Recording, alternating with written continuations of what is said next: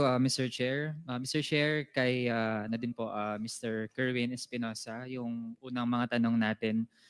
Mr. Chair, kailan tumira sa police station si Rolando Espinosa?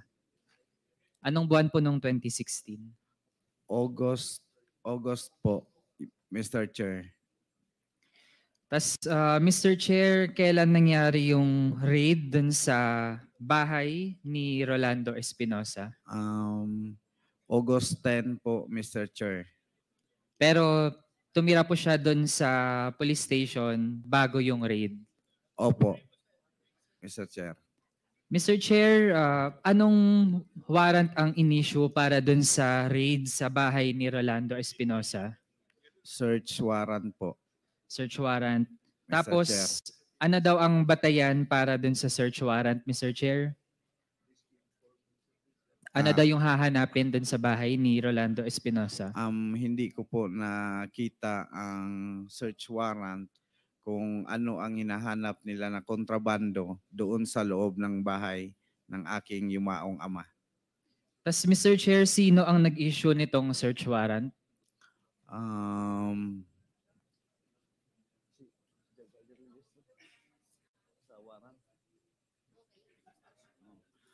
Sa palagay ko, yung warrant na yun, hindi ako sure po kasi hindi ko nakita ang warrant at ang signatory kung sinong judge ang pumirma at kung saan kinuha ang search warrant.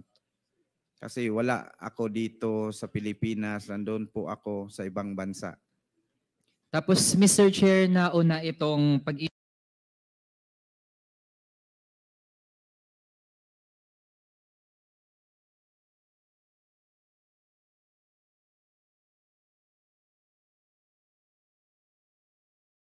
Mr. Chair, kaya ko din po yun ulit na tanong dahil kagaya din po ng hinuha ng ating kapwa mambabata si Congressman Conghon, nakakapagtaka din po para sa akin na nasa loob na po ng kulungan na raid na yung bahay nila pero mag-i-issue pa ng search warrant habang nasa loob na siya ng kulungan na kung saan mas mababantayan pa siya ng ating mga law enforcement agents. Mr. Chair, lalo na kung nasa kulungan naman ay wala masyadong privacy na yung tao doon. In fact, kung nagagawa ng law enforcement agencies yung kanilang trabaho, ma-check talaga nila kung meron bang mga nakakapasok o nakakalabas na mga gamit mula dun sa mga nasa loob na ng kulungan. Kaya doon pa lang, Mr. Chair, red flag na yan sa akin. Kasunod, Mr. Chair, meron po bang kopya si Mr. Kerwin Espinosa ng affidavit na na-issue niya? Meron pa ba kayong hawak na affidavit? Meron po. Meron. Maaari po bang mabasa ang number 12, section 12 sa inyong affidavit?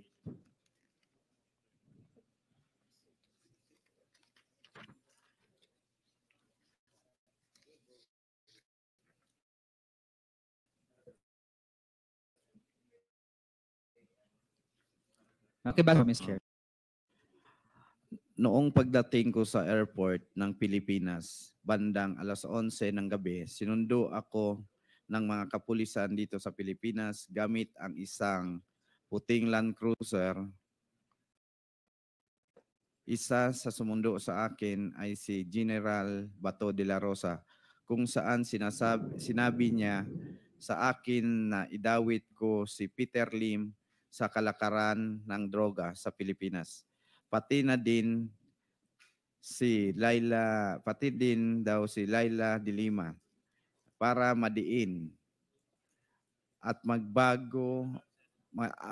bago pa man yon, pinilit ako na aminin o umamin na ako ay may kinalaman sa droga. Ito ay sinabi niya sa akin habang papunta ako ng Krame. Pagdating namin ng Krame ay may mga media at nag-press con ang mga pulis at sinali ako. Mr. Chair, galing mismo doon sa affidavit ng ating resource person ay siya ay sinabihan o mas malala pa nga ay pinilit na magsabi ng mga bagay na nagdadawit hindi lamang ng kanyang sarili pero maging ng iba pang mga tao. Ang tanong po natin, ano po ang tumakbo sa isip niyo noon? Ano yung mga naramdaman niyo noong yun na ang sinabi sa inyo ni dating PNP Chief Bato de la Rosa?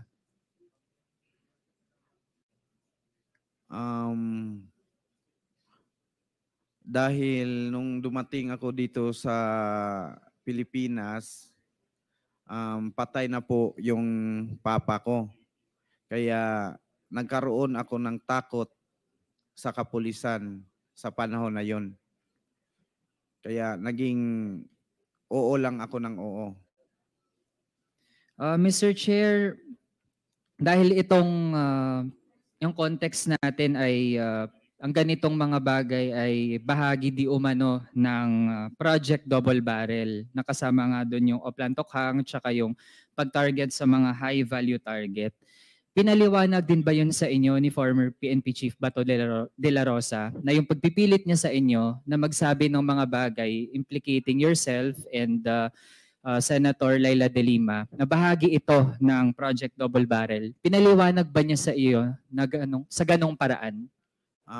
Sa pagkaintindi ko, parang gano'n na nga. Yun na nga ang double barrel. Kaya nagsabi siya ng mga personalidad na idawit ko doon sa affidavit ko o sa salaysay ko.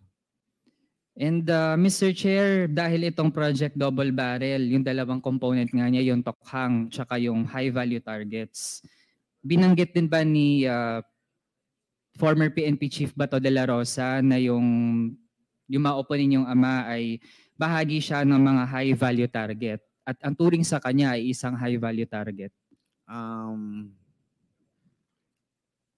Hindi naman po, Mr. Chair. Pero paano po niya, bakit niya sinabi na ang tatay mo ay naging bahagi ng ganitong operasyon? Ano po ang description ng former PNP chief doon sa tatay mo? Paano niya inexplain yung nangyari doon sa tatay mo? Mr. Chair, wala pong explanation sa akin bakit nangyari yun sa tatay ko. So galing po sa kanya, dahil nung nagkausap po kayo, nung sinundo po niya kayo, nung umuwi kayo, di ba, by that time ay napatay na po ang tatay ninyo. Tama po ba? Opo, Mr. Chair. Pero sa ilang mga pagkakataon na nagkita kayo, nag-usap kayo, ay wala po siyang na-mention na kahit ano related dun sa pagkamatay ng inyong ama? Wala. Hindi po iyon naging bahagi ng inyong mga pag-uusap? Wala po, Mr. Chair. Mr. Chair, nabanggit kanina ni Kerwin Espinosa na kung may masamang ginawa si Colonel Marcos ay dahil yun sa sumusunod lang siya sa mga utos ng nakakataas. Tingin po ni Ginoong Kerwin Espinosa, sino itong mga nag-utos na galing sa nakakataas? Sa sarili kong pagkaintindi, galing kay GPNP at kung sino pa ang mas mataas na level kay GPNP, doon ang galing ang kay Presidente. Alam naman natin at nakita natin sa TV na siya nagsasabi na kayong mga durugista, kayong nasa narcolis, papatayin ko kayo. At ang Chief PNP po na nabanggit po ninyo ay si Bato de la Rosa? Opo.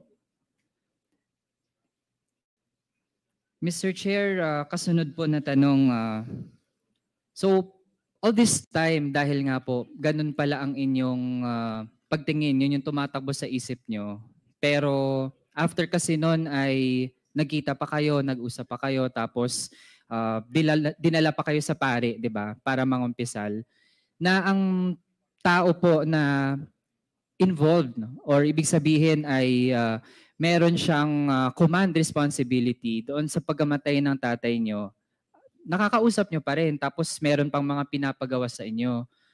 Sa mga ganong panahon naman, ano na yung nararamdaman ninyo? Dahil nga namatay na yung ama nyo tapos yung involved pa ay direkta ninyo nakakaharap. Ang naramdaman ko noon ay takot na ako ay isunod nilang patayin. Yan po. Sige, Mr. Chair, kasunod po yung section number 20 ng affidavit. Maaari po bang pakibasa nun?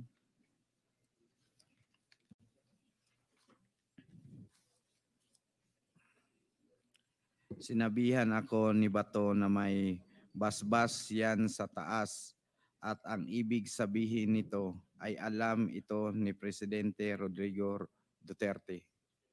Mr. Chair, itong binanggit na may basbas sa taas, ano po itong aksyon na binasbasan di umano ni former PNP Chief Bato de la Rosa?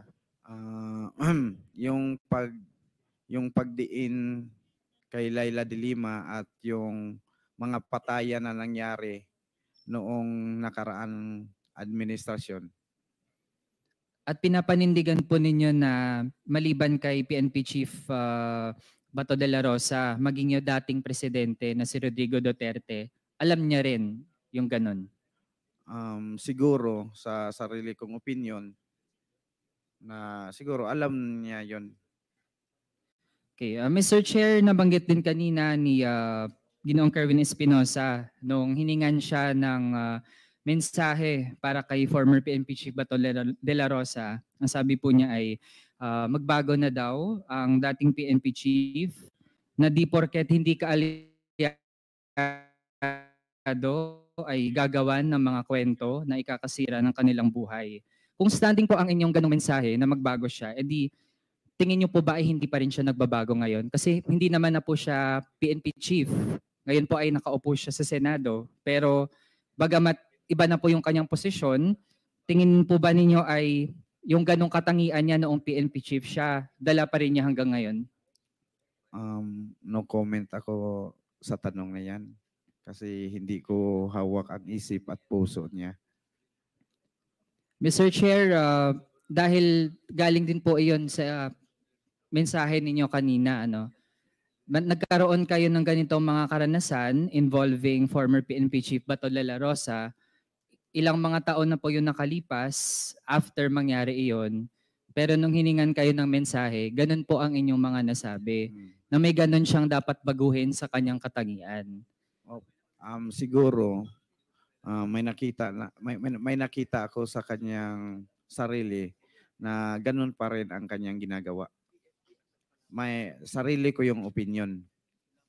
Sarili Okay. ko po yung opinion yun, your Mr. Chair. Okay, igagalang po natin Mr. Chair kung yun yung opinion sa ngayon ni Ginoong Kerwin Espinosa. Next Mr. Chair, didirect ko muna yung tanong ko sa National Union of People's Lawyers kasi nga I think recurring talaga na meron pong ginawa ang dating PNP chief. Tanong po natin, trabaho po ba yon ng isang PNP chief as part of law enforcement na actively kumilos para pilitin ang isang tao na mag-testify wrongly tungkol sa kanyang sarili at maging sa iba? Kasi po, tingin po natin kung ika-qualify po yon bilang isang krimen, papasok po yon sa pagtingin ko, Mr. Chair, ang tawag po doon technically, subornation of perjury.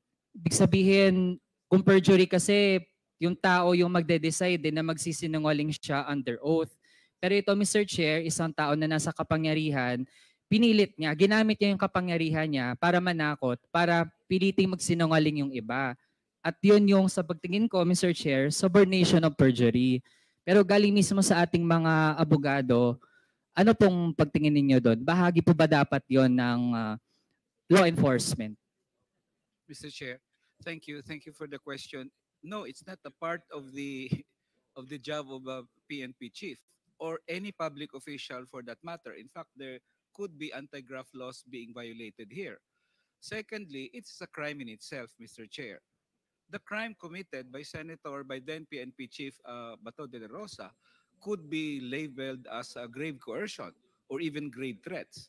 In fact, it can, depending on the prosecution, on the DOJ, incriminatory machinations. Because he is actually compelling somebody with a threat to the life of that person to commit perjury, for that matter.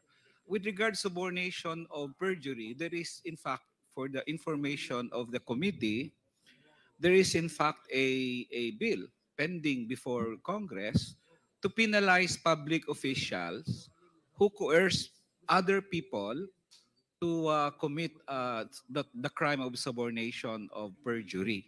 But that is a bill. So in case the committee is going to entertain in aid of legislation bills, then this is one of the bills that they can, of course, pass after this Congress, Mr. Chair. So Mr. Chair, dahil ang ating deliberations din naman, isa sa mga gusto natin talaga, well, primarily ay para mag-come up tayo sa mas magagandang mga batas. So ngayon, technically, kung perjury lang, ito ay matuturing na isang krimen. Pero yung subornation of perjury, under our current laws, hindi pa siya krimen. Tama po ba, Mr. Chair? Not yet. It's not in the, there was previous law, but I think it was repealed by the revised penal code. So papasok na lang yon sa grave coercion if you compel somebody to do something against his or her will, using threats against the life of the person, etc. And of course, grave coercion, grave threats, and as I mentioned, possible violation of the anti-graft laws, not to mention incriminatory machinations if need be. So with that, Mr. Chair, I think we should really take note of what was mentioned, grave coercion, tsaka ang anti-graft laws, while in our efforts to come up with better legislation, yung pwedeng bill no, doon sa subornation of perjury, Mr. Chair. Kasunod, Mr. Chair, ito, mas natalakay kasi ito sa Committee on Human Rights led by our Chair, Chairman Abante, na dati na bring up na natin yung Command Memorandum Circular 16 Series of 2016 na pirmado din mismo ni former PNP Chief Bato de la Rosa, na kung saan ay instead na maghanap talaga ng mga ebidensya bago mag-file ng mga warrant, ang nangyayari ay pamimilit, pananakot. So maging yung ginawa ni former PNP Chief Bato de la Rosa, batay doon sa affidavit ni Kerwin Espinosa, ito ba ay consistent doon sa ano yung layunin at ano yung esensya ng CMC 16 2016? Kasi doon pala nakita na natin yung mga flaws sa memorandum na yon, na magdudulot talaga siya ng mga samot-saring paglabag at pag-abuso sa mga kababayan natin. So maging yung ganong ginawa, would that fall under the scope of that CMC for us to say na liable din yung pumirma doon sa CMC na yon? Can we get a comment from the NUPL? Mr. Chair, if I may be allowed to answer. Again, Command Memorandum Circular 2016-11 does not mention illegal acts. It only asks the police to knock on people's doors and ask them to surrender. We have a particular question about the term neutralization, which we have pointed out prior during the House Committee on Human Rights hearings, that neutralization seems to have been interpreted by the police as an instruction to kill, neutralize drug personalities. As regards trumped up charges and so forth, perhaps it could also fall within that framework, but outright violation of the law is not in the letter of the Command Memorandum Circular. It is in the implementation of the circular that has been very problematic. Tapos Mr. Chair, isa na point out din kasi natin dun yung term na neutralization, na sa maraming mga pagkakataon, ang pagkaka-implement talaga nito ay kung sino yung suspect, kahit suspect pa lang, ay patayin. So, sa tingin po ba ninyo, sa perspective ninyo, yung ginawa kay Rolando Espinosa, yung pag-neutralize sa kanya, buo ngayon nitong Command Memorandum Circular 16, Series of 2016? Yes, of course. And precisely because the memorandum circular cites the pronouncements of President Duterte as the impetus for for this entire quote unquote war on drugs. The killings actually began at from when he started saying that kill, kill, kill, and I will take care of you. Ang pangako niya sa mga police, kung may mapatay kayo in the course of any police operation, ako ang bahala sa inyo. So it really created a culture, a climate of impunity in the Philippines. And the killings, not only the 6,000 or 7,000 that are attributed to police operations, can be taken within the context of that command memorandum circular, but we also argue that the rest of the killings, vigilante killings, those found by the roadsides, yung unknown perpetrators, also fall within that framework. And up to 30,000 people died within this climate or culture of impunity. And as we said, no one or very few policemen or persons have been called to account. Mr. Chair, kung ganun yung lalabas, ibig sabihin, itong Command Memorandum Circular 16, Series of 2016, na pinirmahan ni former PNP Chief Bato de la Rosa, hindi lang siya pumirma, hindi lang din ito inimplement ng kanyang mga subordinates sa PNP, pero siya mismo ay active na implementor ng Command Memorandum Circular na yun dahil sa involvement niya doon sa mga Espinosa, assuming na totoo yung mga sinabi ni Kerwin Espinosa. Would the NUPL agree or disagree with that? Yes, we would agree. The authority of the policemen to act stem from this Command Memorandum Circular. And in the Command Memorandum itself, it traces its authority naman in turn to the pronouncements of the President. So, one, Bato de la Rosa is liable because of his signature verily on this memorandum, but also President Duterte because of his pronouncements. Okay, Mr. Chair, balik dun sa itong paano na-portray ng dating administrasyon yung operations laban sa mga Espinosa, kay Rolando Espinosa, maging kay Kerwin Espinosa, na ang turing ay mga high-value targets. So I would address my question to PIDEA dahil nga ang sabi naman daw yung mga ganitong high profile na mga personalities involved sa drug trade, sila ang pinapakita na signs ng victory ng drug war.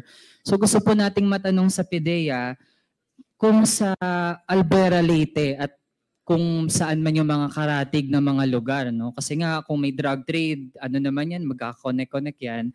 Mr. Chair, gusto nating malaman, nung napatay si Rolando Espinosa, maging yung mga tumulong sa legal aspect, sina Attorney John Ungab, si Fiscal Mary Ann Castro, nung napatay po sila, nagkaroon ba ng concrete na mga manifestations na na-resolve nga yung drug problem sa Albera Leyte at hindi na ito nag-spike ulit? May ganun po bang mapanghahawakang patunay ang PIDEA? That's your last question, Congressman Noel. And last one after, Mr. Chair. Thank you. Mr. Chairman, Your Honor, at the outset, I was not yet the director of PIDEA during that time. But based on our discussions with the officials of PIDEA who were with PIDEA and who are still with PIDEA now, there were no indications that after the case of Mayor Espinosa, when he died, there is no indication that the drug trade either flourished or was deteriorated. So, okay. Thank you for that, Mr. Chair. So kung ganun nga, ibig sabihin, law enforcement did all these operations pero hindi natin makita kung saan talaga patungo yung mga ito in terms of truly addressing the drug problem. So last question ko, Mr.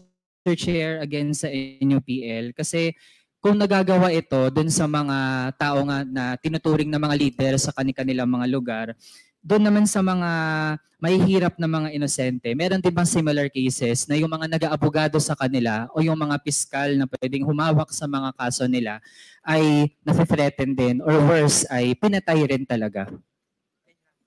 Yes.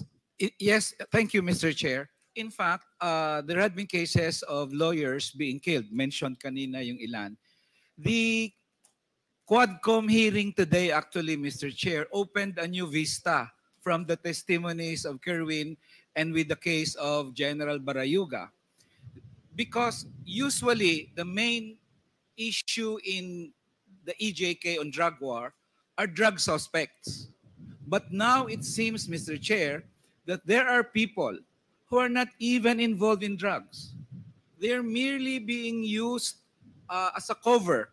Drug war is used as a cover to eliminate somebody like General Barayuga. Lawyers of drug suspects were killed not because they're involved in drugs, but they defended drug suspects. There are cases wherein the drug war was used against political opponents. And of course, Mr. Chair, there are also human rights defenders who merely protested against the killing of drug suspects who are also victims of EJK. So this is the new vista opened in this hearing, Mr. Chair.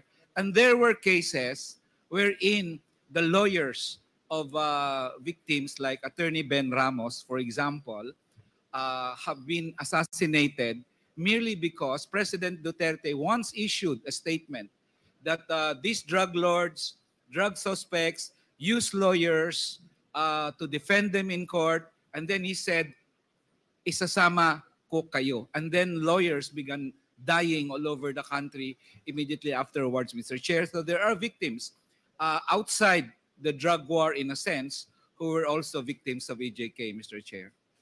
With that, Mr. Chair, to conclude, napaka-heinous nung ganitong naging iskema ng past administration na kahit yung mga tinuturing na high-value target, kahit nakakulong na ang intention lang naman nun ay ma-deprive sila ng liberty to do bad things, kung meron man, pati sila ay napapatay, Mr. Chair. Kaya kung nagagawa yon sa mga tinuturing na mga high-value targets, no wonder na lalong mas mababa yung turing doon sa mga mahihirap na mga inosente nating mga kababayan, kabilang ang mga kabataan tsaka yung mga bata. Kaya with that, Mr. Chair, dapat talaga, again, yung mga pinakasangkot, yung mga nagpasimuno nitong drug war na ito, kasama ang former PNP Chief Bato de la Rosa at ang dating Presidente Rodrigo Duterte, ay dapat mag-come out na rin